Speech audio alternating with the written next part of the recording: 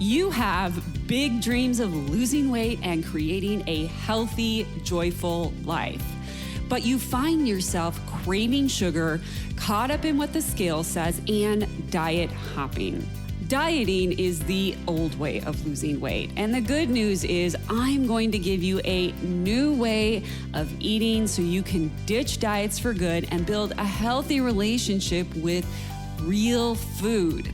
My name is Megan Olson, certified nutrition practitioner, creator of Skinny Fitalicious, and your host of the Dish on Diets show.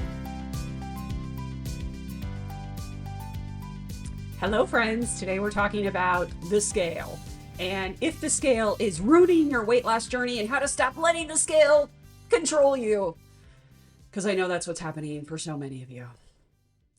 Because what you do is you step on the scale and you let it ruin your mood for the entire day. Maybe you thought, I've been good all week. Why should I bother? Nothing changes. The scale stays the same. And then maybe you're like, well, nothing's changing, so I'm just going to eat what I want. And you go eat like a jerk. You stop exercising. You stop getting steps. You stop tracking your food. You stop paying attention to how you're eating. And you take your frustration out on your family.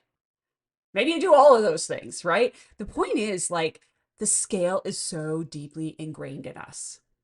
You are either succeeding or failing, depending on what the scale tells you that day. If you've ever spiraled out of control over the scale and question if what you're doing is working, or you even quit a weight loss journey over the scale, then this episode is one you really, really, really, really, really need to hear. And I want to start out by telling you that when I was 215 pounds, I did all the same things that you do. I did them for many, many years.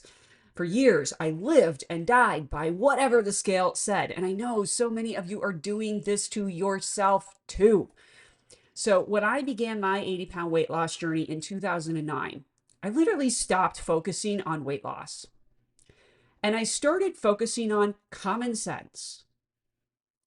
Common sense habits, things that for whatever reason were never ingrained in my mind. You know, I talk a lot with my clients about how we're focusing on a lot of like things that really are like pebbles, and we need to focus on the big rocks, you know, the big rocks of like enough protein and fiber, eating balanced meals, having systems and routines for like meal prepping and having some bulk ingredients ready for the week, having a routine around cardio and strength training and getting daily steps. Like sometimes we're focused on like, oh my God, fruit has too much sugar, or oh my God, I shouldn't eat any cookies, or oh my gosh, I should eat foods in a certain order, or oh my gosh, this oatmeal, it spikes my blood sugar. I'm like, that's like not going to do much for your health in the long run. Like you're focusing on the pebbles, like you're majoring in the minors, right? And so I think what we need to do is focus on common sense. And this was something that was totally not in the front of my face when I was trying to lose weight. I was always just trying to lose weight, and common sense was never in the room with me. Never. And, you know, so when I started my weight loss journey, I was so frustrated and done with like failing at diets that I told myself, I'm not going to focus on losing weight. Like, I don't even care what happens. I just want to feel better. And feeling better became like my motivation. Like, what am I going to do to feel better today? Oh, I'm going to go for a walk. What am I going to do to feel better? Oh, I'm going to make sure I get, you know, some protein in with my breakfast. What am I going to do to feel better? I'm going to make sure I eat some fruit, right? Like I was focusing more on common sense habits and getting good at common sense habits than focusing on weight loss. And I know a lot of people don't like to hear that because they're like, no, I want to lose right now. But then you can't keep it off. And so it's like, well, this is the thing you got to like wrestle with in your mind. Like either you lose weight and you can't keep it off, and then you have to lose weight again somewhere down the road, right? Or you put your patience pants on, pull up your big girl panties, and you do the work to build the skills and the habits that you don't have quite yet, right? Like, so that's the thing I think that helps a lot of people, but it's like, it also kind of makes it hard because you're like, okay, but I'm not getting any reward for all this work that I'm doing. Right. And so I told myself I wasn't going to focus on that because the reward was me feeling better. And if I felt better, that was enough of a reward for me to keep going. I told myself in the beginning that I wasn't trying to lose weight anymore. I wasn't trying to, get as small as possible and see a number on the scale as quickly as possible because that failed me so many times. I was trying to get fitter. I was trying to feel better. And that's, I was going to do the things, the common sense things that would help me get fitter, help me feel better. Do habits that healthier people do, do habits that fitter people do.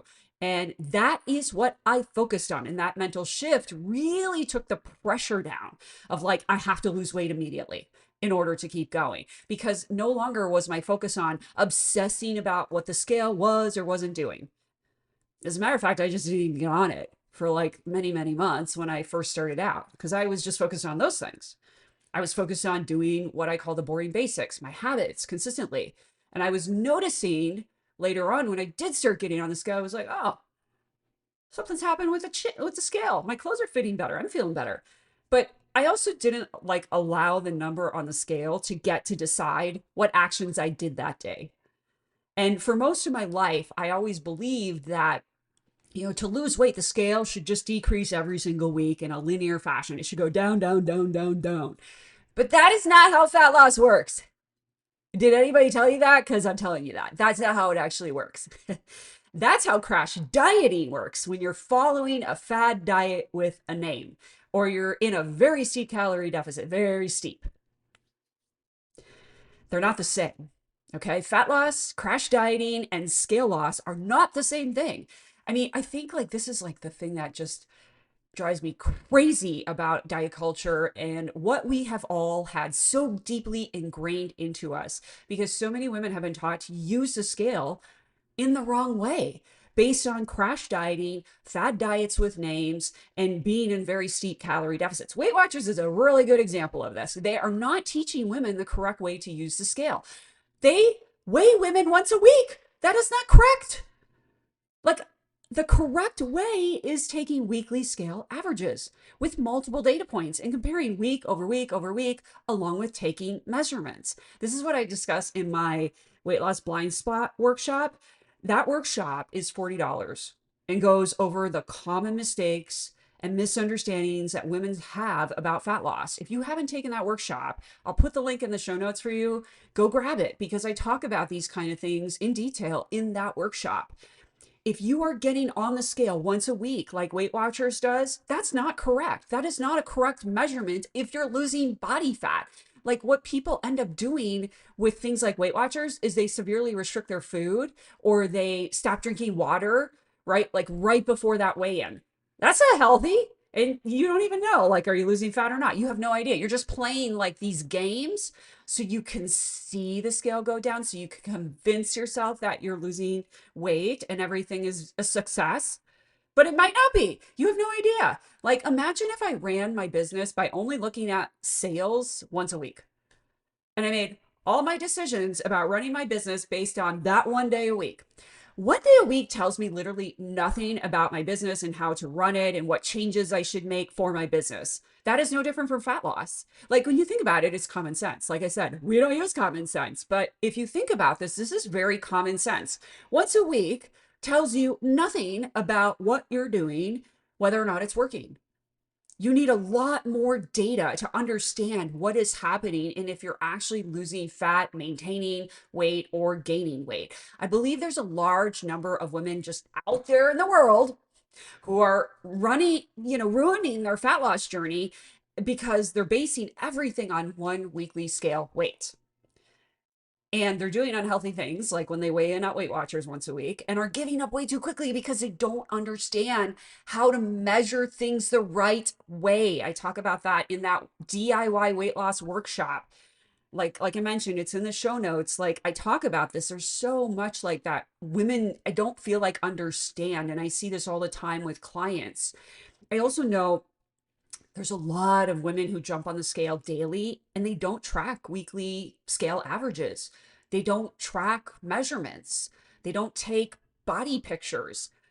I mean, I also know a lot of women don't understand that you can't see measurements decreasing and the scales staying the same for a long time. A lot of women don't understand that that can happen. This is called body recompositioning. If you are under muscled and like out of shape, for lack of a better term, the scale, what you might find, the scale may stay exactly the same number for a while, but you may see measurements going down and clothes fitting better, which means you are losing fat. And I know that's going to like blow your mind, but that is a thing that happens when you have high body fat and very low muscle mass.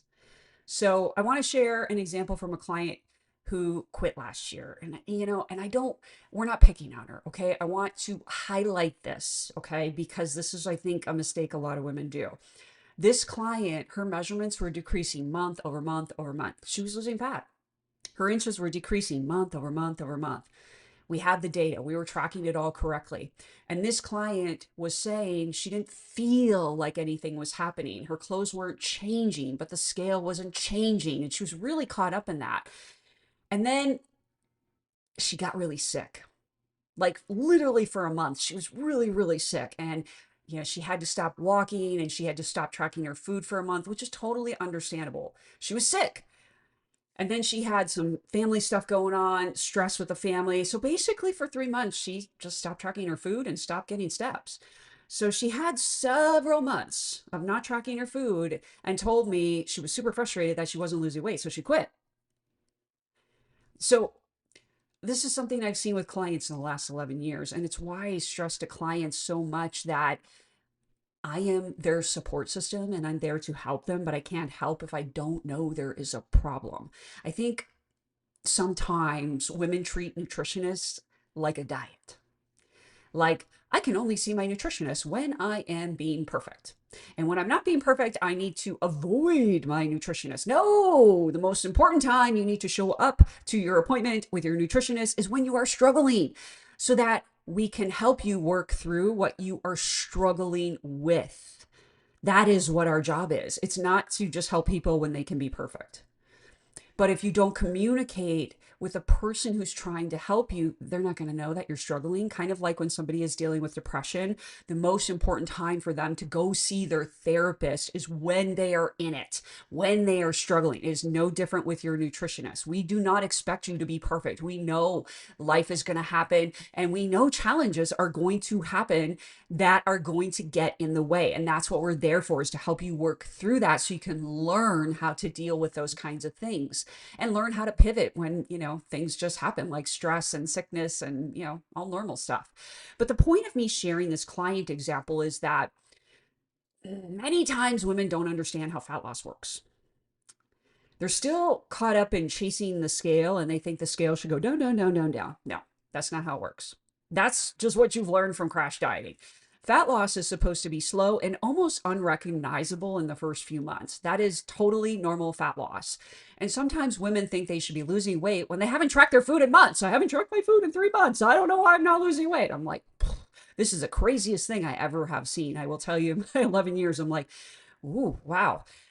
So like people will tell themselves, they're not losing weight, so why bother tracking food? It's not working anyway. And then they quit because they convince themselves nothing's working, when the real reality is they don't understand how fat loss works, and they're not quite understanding that you can lose fat and see the scale stay exactly the same for many months if you're under muscled. Most women, most of you, have it way too ingrained in your brain that if the scale is not going down linearly every single day, every single week, it's not working. I'm doing something wrong. But that's not factually true, because that's not how any of this works. See, all of you are used to rapid results because of these fad diets you have followed, even Weight Watchers. But those fad diets have taught you to do unhealthy behaviors with food, weird things with food, manipulate food you eat, have a bad relationship with food so you can micromanage the scale and get it to show you a number you want to see. Literally, a box on the floor is causing you to manipulate everything in your life, right? But then you can't sustain all of that craziness Or you can't sustain the weight loss because you can't keep manipulating foods. You can't keep up with a bad relationship. You can't keep up with restricting and micromanaging everything to that extent to keep the scale there, right? And so then you feel like a failure. Yet you keep trying to do the same methods to get the scale to decrease to show you what you wanted to see. It's really funny when you step back and you kind of think about like, wow, why am I doing that? Like, it's so crazy, right? But it's because a lot of people don't have the correct understanding of how these things should work, and so that's why I'm talking to you about this today, because your toxic relationship with the scale is ruining your weight loss journey. It's literally getting in the way of you feeling better, of you feeling your best, right? So I was speaking to a woman recently who was telling me that the scale goes up when she eats carbohydrates like rice and oatmeal. Perfectly healthy foods, common sense. We should be eating more of those kinds of foods if we're trying to lose weight. Stop listening to the people who are like, it's insulin, your insulin's going up. They're majoring in the minors. I have a degree in nutrition. That's not how this works. You're majoring in the minors. You're focusing on the pebbles. You should probably be eating more foods like rice and oatmeal, okay, to stay fuller. So that she was telling me again that the scale goes up when I eat carbs, things like rice and oatmeal. And I told her, well, yeah, the scale should increase. It's from water, because every 1 gram of carbs you eat, you store 4 to 5 grams of water. So most people are eating, about 100 grams of carbs a day. Some are eating more, somewhere between 100 to 200. And so if you're eating, let's say 100 grams of carbs every day, you're going to store 400 to 500 grams of water. That's just water. That's not fat. Right. And so when I explained this to this woman who was telling me this, she asked me, how do I get the water weight to not show up on the scale? This is like the definition of disordered dieting. Like, why would we want to focus on that? That is something your body is supposed to do. Like, we're still in that diet mindset where we're like, I want to do weird things to manipulate the scale, get the number to get that box on the floor to show me a number so I feel good about myself and feel like I'm doing everything right and succeeding. But you know what I mean? This is why people go on low carb diets and they don't understand. Yeah, you lost 10 pounds in 2 weeks, Sally. But the reason you lost 10 pounds is because you cut out every gram of carbohydrate, which means you just like lost, how many grams of water? That's all water. That's why as soon as you start eating carbs, it all just comes back pretty quickly. It's not that your body can't handle carbs. It's that it's water, not fat. Yeah, yeah. Okay. So this is an example, though, of like what a lot of women are doing. Women have a toxic relationship with the scale and are doing disordered things while they're dieting. And they think it's normal. Like the time I mentioned in an episode back where I was like, I'm going to eat carrots and cantaloupe and try to lose weight. I totally, in my mind, that made sense. And now I look back at that and I'm like, oh my God, that was so disordered of me. Why would I do that? It's not normal. That's not how you lose fat and keep it off forever, right? So this is what a lot of people are doing, are disordered behaviors, unhealthy behaviors because of their toxic relationship with the scale. They're looking for validation from the scale, proof that they are succeeding, but then they do weird things with food to get the number to go down so they feel good about themselves and feel like they're succeeding. This isn't healthy. You have to stop letting the scale control you in this way. It's controlling your moods, your emotions, your behaviors with food, how you treat your family, how you take care of yourself. You're letting the scale run the show instead of you being in control. You're letting a box on the floor run your life, run your emotions, run your mood. A box on the floor. If losing fat is your goal, my question to you is, are you confident in your actions? That is the number one shift you must make here. Are you in a calorie deficit 80% of the time? Over the last 30 days, 20 days or more, are you hitting your calorie deficit number? Over the last 30 days, how many days did you track your food? Over the last 30 days, how many days did you track using a food scale? Over the last 30 days, how many days did you hit your protein goal or fiber goal? Over the last 30 days, how many days did you get to the gym and exercise? Over the last 30 days, how many days did you hit your step goal? Are you confident in your actions? Are you measuring your actions? Are you tracking your actions? Do you even know? right? I've seen a lot of clients in the last 11 years who, share that they're frustrated with me, that they're not losing fat. And then I'll say, okay, that's totally valid. I hear you. Let's review the data. And when we review the data, quite often what I see as an example is they will have like 6 days where they hit their calorie deficit number out of 30. That's good news. You know why? Because now we know why fat loss isn't happening, because 6 days out of 30, that's great. But we need to work on getting that to at least 20 days out of the month. 20 days so we can see fat loss. Because 6 days isn't going to generate fat loss. That's not very much time, right? You see, a lot of women are not analyzing their data like this. They're not analyzing their actions and habits. This is another thing I talk about in that DIY weight loss workshop, the $40 workshop. The link is in the show notes.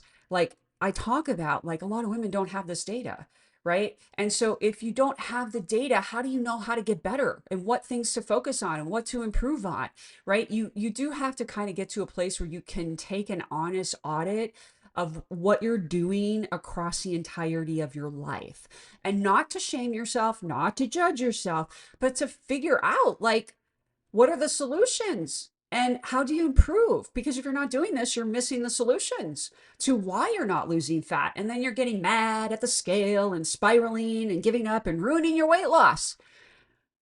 When, if you were to take the time to look at the data, you would be able to say, oh, I know why I'm not losing fat. You'd be able to reconcile that frustration. I know why I'm not losing fat. I have 6 out of 30 days where I hit my calorie deficit. Now I have to look at the 6 days and say, well, I did it really well those 6 days. What helped me?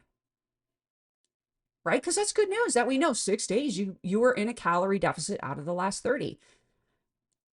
How are you eating on those days, right? So we can ask more helpful questions, like what helped you achieve that on those 6 days? How can we do that more often? What are the systems or routines that we need to put in place for meals that help you achieve that? What can we do to be more aware of this? How many days out of the month that you're actually hitting your target? And how do we track that over the course of days and weeks and months? Once I point this out to clients, they're like, oh, I didn't realize that. I never thought of that. That's common sense, right? Common sense would tell us, like, just like if I'm running a business, I'm not going to run my business and look at how many sales I'm making one day out of the month and decide what I'm going to do with my business based on that one day. What if I made no sales? I'd be like, oh my gosh, I got to like shut down the business because that one day I didn't make any sales. That would be bonkers, right? But that's what a lot of people are doing in their weight loss journey. Like, I got to give up. I'm not losing any weight. But you're not actually analyzing any data. Right. So most people, when I coach them on this, when I see clients, they're like, I really try to help them get more data focused, because being frustrated and quitting and sabotaging and giving up is not helping you. Right. And the scale is just one piece of data in this process. Getting mad at it and or frustrated. Yeah, it's valid that, it takes time, it takes time to get unfat, and it takes time to get healthier and more fitter, right? Like it just takes time. And that frustration is totally, totally valid. I get it. But you want to be auditing yourself in this journey and looking at data points versus just relying on your mood and your feelings, not just a scale. How are you feeling overall energy wise? Do you have a better routine with meals and how you're planning meals and maybe bulk meal prepping ingredients for the week? Are you sleeping better? Do you have more stable energy? Are cravings and hunger more stable? Are you feeling more confident with food choices and your relationship with food? Or, like literally audit your tracking of how many days you hit your calorie deficit target out of the last 30 days. How many days did you go to the gym and exercise? How many days you hit your step goal? Take measurements, look at weekly scale averages. The way that all of this gets easier is to take a hard look at your action steps without putting in emotions and judgment. And that's probably the hardest thing, right? Is to take the emotion and the judgment out of it. You're going to suck at it in the beginning, kind of like, you're building skills. This is what I always tell my clients. You're building new skill sets. So if you were to start learning how to play like the piano, you're going to suck for a long time before you get better. It's going to take lots of practice, lots of repetition before you get better and better and better and better. It's no different with the actions that you take to lose weight and maintain good health, right? So the way that all of this gets easier is for you to analyze very frequently and look at your actions. That is a blueprint of how you're doing, is your action steps. Everything else with the scale and your clothes, it's going to catch up. It may take a few months, but you know what? If the scale isn't moving that much, audit your actions to see where the opportunities may be. But make sure you're giving yourself enough time, please. Many women are not giving themselves enough time, or they're doing the thing where I didn't track my food for 3 months. I don't know. I'm not losing weight. I'm super frustrated. I quit. A lot of women do that, right? First of all, we have to learn how to do fat loss correctly. Second, we have to learn how to take our emotions out of this, which I know is hard to do. And last, we need to learn how to collect and review all the data correctly. Stop trying to do the same fad dieting tricks that you've done from all of these diets with names. Stop trying to do that stuff. You're still trying to approach a sustainable lifestyle doing the same things that you did when you like did Optavia or Weight Watchers or Nutrisystem or one of these diets, right? You're still trying to like take that same method. That method doesn't work because that's not how fat loss really works. It's just crash dieting. And sometimes I think it's as simple as reminding yourself you are a grown woman getting flustered about a number on a box on the floor. Like, are you really going to let that derail your entire day and put you in a bad mood for the next 3 days because it didn't say what you wanted it to say? And it's going to make you lash out at your family because you're upset with a box on the floor? Sometimes clients will say to me, well, I expected it to be different. It's like, well, let's zoom out and let's audit our actions. What's been happening? Let's get all the data because a scale is just one data point. And let's also look at the emotional attachment you have to this box on the floor. You know, it's another example of things we as women ruminate on. You know, why am I like this? Why do I feel this way? It's like, well, it's your mess of a history with your diet, your family.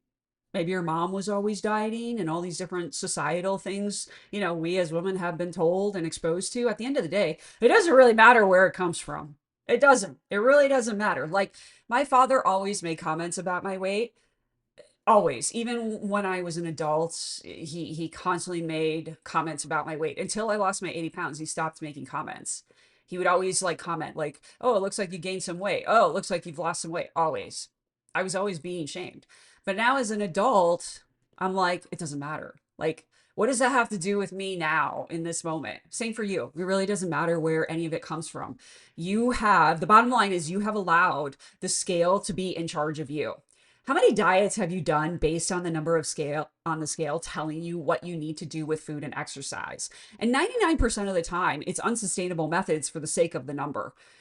When you've been focused on this hamster wheel and now you're trying to get off the hamster wheel, you must recognize it's not about the number anymore. It's one piece of data, and that number does not get to decide what action you do next. The number doesn't get to decide your doubt in yourself. That's not even logical. That a box on the floor gets to define your success. What have you been doing for the last 30, 60, 90 days? Can you say with confidence that you're putting in the boring basics, not the pebbles, the big stuff, the boring basics, and you have the data to back it up? Again, the scale is one piece of data, but it's not in charge of what action you do next. Your goal is to become neutral to the scale. Just like I'm neutral when I look at my sales from a business. The scale is a tool, not a weapon you use to make yourself feel bad or use to stop taking care of yourself. The number should inform, not emotionally control you. The healthiest relationship with the scale is neutrality, but fat loss requires you to emotionally regulate yourself and become more focused on your actions than whatever is happening on the scale. As I've shared many times on this podcast, body composition is the most important indicator of your health. You can be leaner at a low scale weight and be skinny fat. If you're in like the less than 20 pounds to lose category, it's likely your body needs recompositioning more than scale loss. A lot of women really struggle to accept this. Again, because we as women have been so conditioned to think that a number on the box on the floor is what will give us the body of our dreams. It does not. I've shared many videos over the last several months on social media of my own 80-pound weight loss journey to highlight this and how, I lost all this weight, 80 pounds, and I still looked fat. That's because I had no muscle. I had no shape or no tone. So underneath all that fat, I didn't have anything, right? And so once I began lifting weights and building muscle, I put on 10 pounds of muscle. I went from 130 pounds where I still looked overweight to 140 pounds, but I looked way leaner, even though my scale weight was higher. So I'll link that video in the caption if you want to go check out that specific video. But I look way better now than I did at a lower scale weight. And my body performs better all the way around too. I'm also, able to maintain my weight much easier because with more muscle, I'm burning more calories at rest. This is why a lot of women struggle to maintain fat loss, because they're burning so few calories at rest. And in order to maintain results, you would have to eat so very little when you have so very little muscle mass. Remember, dieting decreases your metabolism. So the more you're just chasing diets and deficits, you're actually doing your metabolism a huge disservice in the long run. But hopefully, through all of this today that we're talking about, you're seeing that all of this is not as straightforward as just looking at the scale once a week or daily. There's a lot more context and nuance with fat loss and weight maintenance that so many women don't realize, because all they have ever known are the methods that they've taken with different fad diets. I find even with my clients who start working with me who are tracking calories, they don't quite understand a lot of these things correctly. And yeah, sometimes they don't want to accept where, things are at for them either. They struggle to, accept things. And I think, that is a hard part about a weight loss journey, is accepting that, you've had years of yo-yo dieting, years of a toxic relationship with the scale, a bad relationship with food, years of not exercising, years of being sedentary, and then wanting to fix all that in 6 or 8 months. That's the hardest part of this journey. And I know it's so hard to wrap your head around that and accept that, but it's something you got to accept to get off the hamster wheel, because there's no bypassing that. Either you stay the same and stay where you are, or you start gradually doing the work and walk towards where you want to go. And even if you go on a GLP-1, you still have to do the boring basics. You still need to, get your steps. You still need to exercise. You still need to eat your protein and fiber and track your calories. It may help you when you're on a GLP-1 do those habits and actions more consistently, but you still need to do the boring basics to be a healthy person, because there's no bypassing that. Like the GLP-1 can't do that stuff for you. And you won't be healthy just by losing weight. Because like I said, a lower scale weight doesn't mean that you're automatically not at risk for like osteoporosis, osteopenia, metabolic conditions like prediabetes, insulin resistance. You can still develop those things if you don't have a healthy metabolism and functioning body, right? So even if you're on a GLP-1, these are things to be aware of. I'm definitely pro GLP-1, but I think that there are a subset of people who are out there who are taking GLP-1s and they're not doing any of the boring basics. They're just eating way less and they're using the GLP-1 as an appetite suppressant. You still have to work on the habits and build the skills around having good habits for your health, right? So to wrap this up, successful women who lose weight and keep their results focus on their actions, not the scale, not a box on the floor, not scale fluctuations. They stop chasing the scale for validation of their worth. They focus on their consistency with their actions. They understand fat loss is slow in the beginning and that body composition matters more than a number on a scale. Successful women don't quit when they think nothing's working. They audit their actions. They make adjustments based on all of the data, not just a scale, and they keep going. Most importantly, they don't let a box on the floor dictate their actions or how they feel or their mood for the day. Grown women don't do that. Anyways, I hope that this conversation was helpful for you today. Gang, I will talk to you soon. Hey, if you enjoyed this podcast, you have to come check out my free weight loss class. It's the 5 steps to lasting weight loss, how hormones impact weight loss, and the truth about lasting weight loss without relying on willpower, workouts, or deprivation. Click the link in the show notes to watch that free class today. And if you are a woman over 35 with 20 to 50 or more pounds to lose, schedule a free weight loss breakthrough session with me after you watch that class, and let's talk about your 20 to 50 or more pound weight loss plan.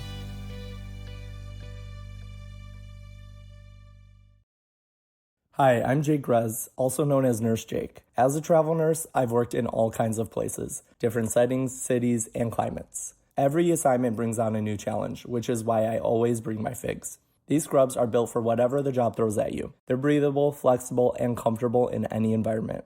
No matter where I land, I know they're going to keep me looking and feeling my best. And don't sleep on the details. The pockets, the features, the finishing touches, everything has a purpose, and it makes a real difference when you're moving nonstop. The fit is clean, tailored, and super polished, and they come in a huge range of colors. In other words, they feel great throughout a 12-hour shift, and they always look good. See every healthcare professional on Instagram. If you work in healthcare or know someone who does, check out Figs and get 15% off your first order at wearfigs.com with code FIGSRX. That's wearfigs.com, code FIGSRX.